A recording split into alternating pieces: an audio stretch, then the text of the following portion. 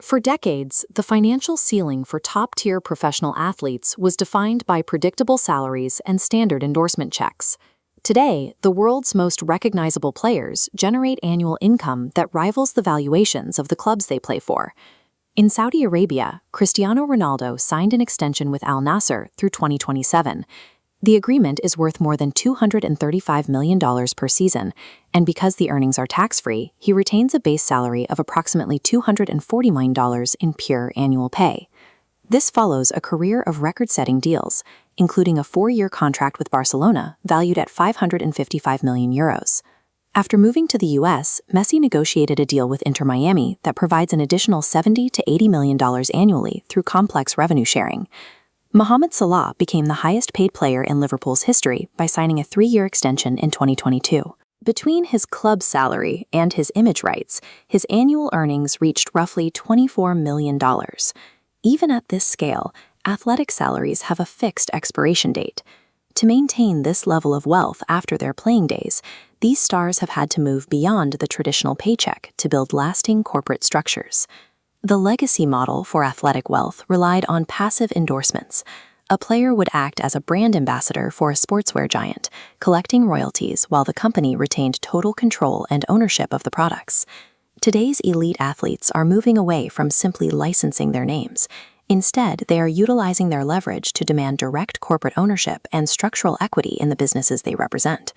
Ronaldo, Messi, and Salah have effectively transformed themselves into multinational corporations, utilizing 3 distinctly different financial blueprints to manage their prime earning years. Cristiano Ronaldo's strategy is built on aggressive equity demands. He leverages his global reach to bypass standard endorsement fees, taking direct ownership stakes in high-growth joint ventures. This chart shows his luxury hospitality entry, a 50-50 joint venture with Pistana Hotel Group, managing properties in New York and Madrid. He applies this model to healthcare, holding a 50% stake in Inspiria clinics, expanding across Portugal, Spain, and Italy. In 2024, he diversified further into traditional industry, acquiring a 10% stake in the luxury porcelain manufacturer Vista Alegre for €17.3 million to help drive the brand's expansion into Asian and Middle Eastern markets. He has also scaled his digital presence.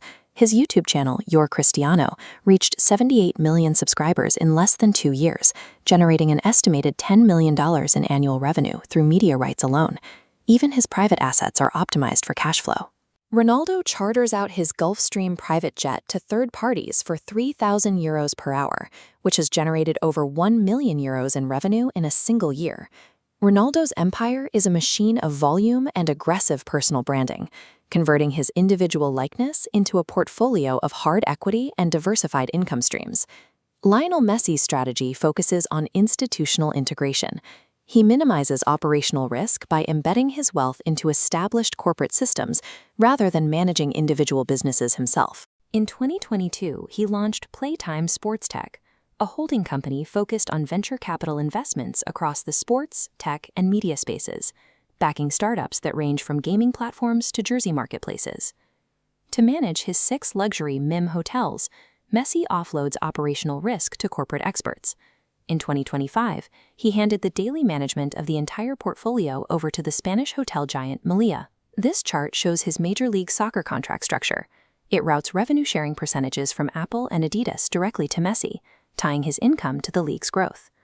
Ultimately, a clause allows him to become co-owner of the Inter Miami franchise upon retirement. His existing assets are formalized through a family investment vehicle that manages a €223 million real estate investment trust, focusing on rental offices and luxury developments in Barcelona. Messi's strategy favors institutional security over personal branding. By legally tying his net worth to the success of massive corporate entities, he ensures his wealth is protected by the structures he has helped build. Mohamed Salah's approach is a stark contrast to tech venture capital or equity sharing. He relies on the most tangible asset class, traditional real estate, and regional commercial dominance. Salah maintains a powerful commercial presence across the Middle East and Africa. Partnerships with regional divisions of Pepsi and Vodafone generate billions of Pakistani rupees in annual endorsement revenue. This map shows how he reinvests that cash. Holding companies like MOS Real Estate acquired a portfolio of properties concentrated in the northwest of England. he also expanded internationally, acquiring a $10 million luxury coastal villa in Bodrum, Turkey. In Egypt, he has launched localized investments in fitness centers and food chains. These businesses, combined with his heavy philanthropy, cement a level of regional loyalty that supports his commercial brand. Salah's empire is built on unshakable regional dominance and the acquisition of low-risk physical assets. This strategy creates a fortress of tangible wealth that is insulated from broader market volatility. We can compare these distinct models by mapping them against cash flow volume, structural security, and asset tangibility. Cristiano Ronaldo's profile spikes on cash flow volume and direct equity. By demanding 50% stakes in his ventures, he achieved billionaire status through pure volume and aggressive equity growth. Mohamed Salah's chart highlights asset tangibility. His reliance on physical property and regional monopolies provides a high degree of financial safety and protection against economic shifts. Lionel Messi's integration into the revenue streams of Apple and the ownership of the MLS provides a level of structural security that is rare in professional sports. By securing a slice of the league's infrastructure, Messi moved from being a player within the system to becoming a stakeholder in the system itself. These strategies represent a new standard for elite athletes.